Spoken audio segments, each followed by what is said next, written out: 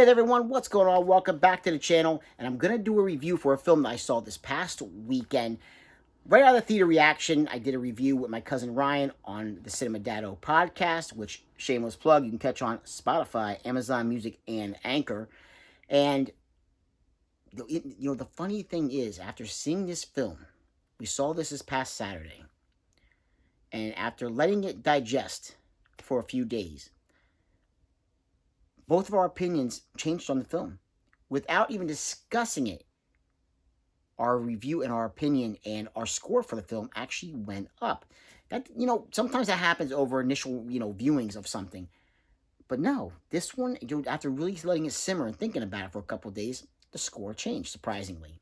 And that film is an A24 film, and it is X. Now, X is an interesting film that caught me right off the bat with the trailer.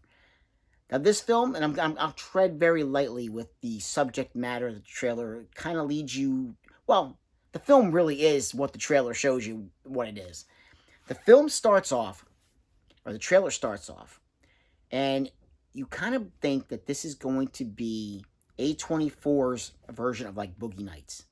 Like it's an X, these people are making an X-rated film. Now, that's not the only reason why the film is called X. It's also referred to in the film that the one particular girl, our main lead, played by Mia Goth, that she has the X factor, supposedly, from the producer of the film, who's also her boyfriend. And, these people, it takes place in 1979 in Texas. So the film has that typical A24 background noise, that music, that kind of like eerie, it's an eerie kind of background sound, but it could be a little nerve-wracking, a little jarring with the way, because again, A24 films, they kind of have their own particular style when they, with how the sound that in the film.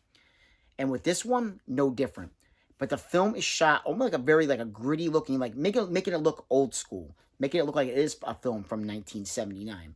And basically the producer, Wayne, him along with his girlfriend played by Mia Goth, them along with a couple other people.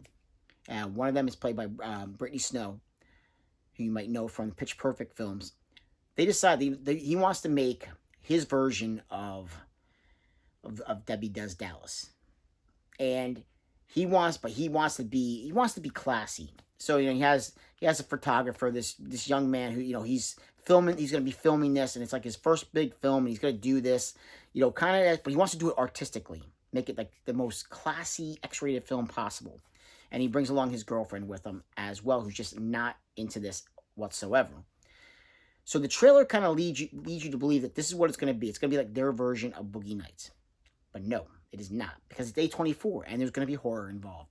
So they decide to go a little bit deeper into Texas, and they decide to basically stay at this older couple, probably like in their late 80s, early 90s. They have basically this other little farmhouse, small little farmhouse on their property. And for a certain price, Wayne, he's allowed to, he can stay there. But he doesn't tell these people that he's bringing some people with him, especially what they're planning on filming while they're there. So as soon as they get there, Wayne is greeted by a shotgun right to the face by this gentleman. Of course, Wayne diffuses the situation, says, "Hey, you know what? I already called you, and I told you that," and the gentleman, remembered that Wayne had called him. Now, we also see an older lady up from the window. And this is where it's going to get creepy, because these people, I'm not going to spoil it. So I'm not going to do any spoilers or anything like that, what happens. I'm just going to say that there is something definitely disturbing about this older lady. And she kind of sees these people, this younger group of people, as she's kind of jealous in a way. Like, she's older, and she kind of misses her youth. So that kind of sets her off on the path of things that are going to happen in this film. And like I said, I'm trying not to do any kind of spoilers. But I will say this.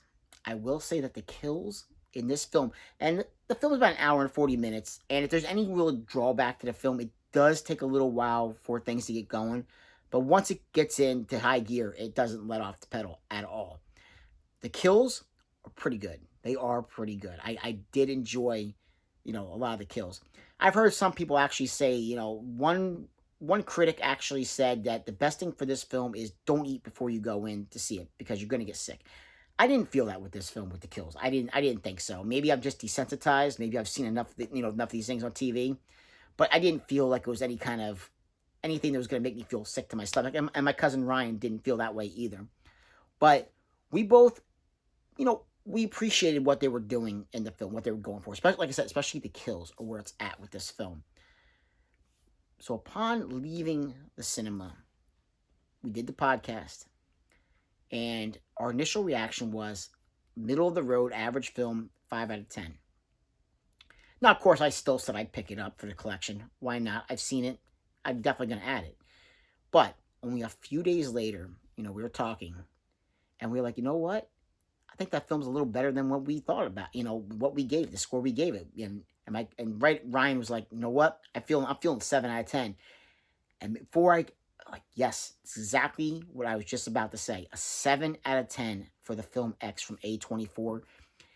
I think it's the best A24 film I've seen. I've seen a few, and A24, honestly, is very hit and miss for me. But this film definitely bumped up the score without, a few days later, really just thinking about it and taking in the kills and just the setup and what they were trying to do, the style of where they started and where they wanted to get to at the end. I thought it was really good.